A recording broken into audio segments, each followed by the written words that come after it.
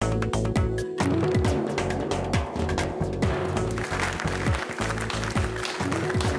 हम लोग में आपका स्वागत है और हम लोग आपका शो, जनता का शो, जनता के लिए और जनता के साथ। और चूंकि नई संसद बन चुकी है, इसलिए हमारा नया सेट भी यहाँ पर बना है और इसीलिए हमने यहाँ पे नए सांसदों को बुलाया है आज उनसे बातचीत करने के लिए कि नया एजेंडा हमारे मुल्क का, युवा वर्ग का क्या होना चाहिए। बहुत बहुत शुक्रिया आप लोगों का। सबसे पहले बहुत बहुत बधाई इन सब लोगों को जो कि पहली बार जीतकर संसद भवन में जा रहे हैं।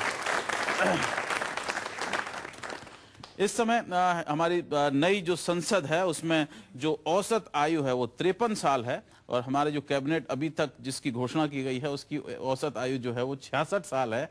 तो और लेकिन इसमें सबसे बड़ी बात यह है कि पहली बार बहुत सालों के बाद में कोई 79 एमपी जो जीत के आए हैं उनकी उम्र 40 साल से कम है और ये एक बहुत अच्छी बात है क्योंकि हिंदुस्तान जो है एक युवा राष्ट्र है और यहाँ पर युवा लोगों की क्या समस्याएं हैं उसके लिए युवा होना भी बहुत जरूरी है, जैसे कि मैं। लेकिन अगर आप देखें तो जो एक्सपीरियंस है, जो अनुभव है, उसके साथ में नए खून की जरूरत होती है और आपने पढ़ा होगा और सुना होगा चुनाव की पूरे विश्लेषण के दौरान में कि कैसे युवा लोगों के आने से एक नई बयार यहाँ पर आ रही है। पहले हम यही शुरुआत करते हैं और सबसे खास बात इसमें यह है कि बोलनगीर से हमारे साथ में एमपी हैं जो कि बहुत एक पिछड़ा हुआ इलाका है और देश का, और बहराइच से हैं जो कि 100 सबसे गरीब जो ज़िले हैं वहाँ से वो उसमें शामिल है। महेंद्रगढ़ से हैं जो कि अपने आप में पिछड़ा हुआ इलाका है, ये हरियाणा में है जो काफ़ी आधुनिक जगह है। तो कई सारे सवालात यहाँ पर हैं। शुरुआत हम इसी से करेंगे कि नया एजेंडा क्या होना चाहिए। श्रुति चौधरी, आप बताइए कि युवा वर्ग का एजेंडा इस 5 साल के लिए क्या होना चाहिए? सबसे पहले तो मैं ये कहूँगी कि एक बहुत ज़रूरत है कि पब्लिक का एक विश्वास जीतना है, क्योंकि अभी जैसे बात कर रहे थे तो वो पूछ रहे थे कि कमेंट कोई दे रहा था कि ये लोग क्या करेंगे। तो एक पॉलिटिशियन को जिस तरीके से, जिस नज़रिए से देखते हैं वो एक बदलने की ज़रूरत है और वो हमारे ऊपर मुनसर है कि कैसे पब्लिक के बीच में रहकर किस तरीके से हमारा रुतबा रहता है, हमारी पब्लिक डीलिंग्स कैसे हैं और किस तरीके से हम अपने आप को कंडक्ट करते हैं, अपनी कॉन्स्टिट्यूंसी के बारे में सोचते हैं, काम करते हैं। तो एक नए राजनेता की जरूरत है। वो सिर्फ ऐसा ना दिखाई दे कि राजनेता जो है वो अपने लिए काम करते हैं, जनता ये सोचती है। क्यों भाई? हाँ, ये है। तो नेता जो है वो जनता के लिए काम करता है, ऐसा करता हुआ दिखाई देना चाहिए। आपकी ये बात है। लेकिन इसमें नए एजेंडे की क्या जरूरत है, मैं आपसे पूछना शुरू करूंगा देव।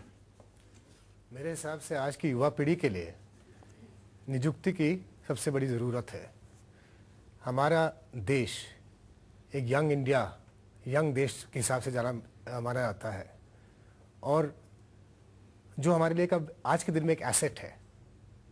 लेकिन अगर हम हमारे जवानों को अगर हम शिक्षा और एम्प्लॉयमेंट नहीं देंगे, ये हमारा एसेट ही हमारे लिए सबसे बड़ी लायबिलिटी बच जाएगा।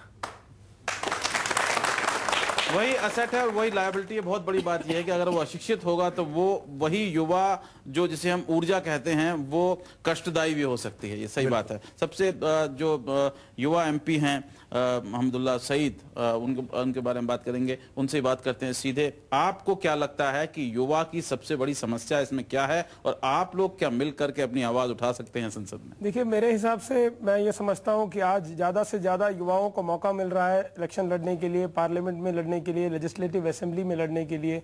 सबसे पहले तो हम ये देखें हिंदुस्तान की जो जनसंख्या है, उस जनसंख्या के अंदर आज हमारी युवाओं की क्या कॉम्पोजिशन है। अगर आप हमारे इंडियन पॉपुलेशन की जो कॉम्पोजिशन देखते हैं उसमें ज़्यादा से ज़्यादा युवा हैं, तो इसीलिए युवाओं को रिप्रेजेंट करना, युवाओं को ज़्यादा रिप्रेजेंटेशन देना बहुत अच्छी बात है, क्योंकि युवाओं की बात युवा ज़्यादा अच्छे से समझ पाएंगे। जहाँ तक आप एजेंडा की बात कर रहे हैं तो मेरे ख्याल से, मेरे हिसाब से जो मैंने एनालाइज किया, मुझे ये लगता है कि सबसे ज़्यादा हमें तवज्जो और सबसे ज़्यादा इंपॉर्टेंस शिक्षा पे देना चाहिए।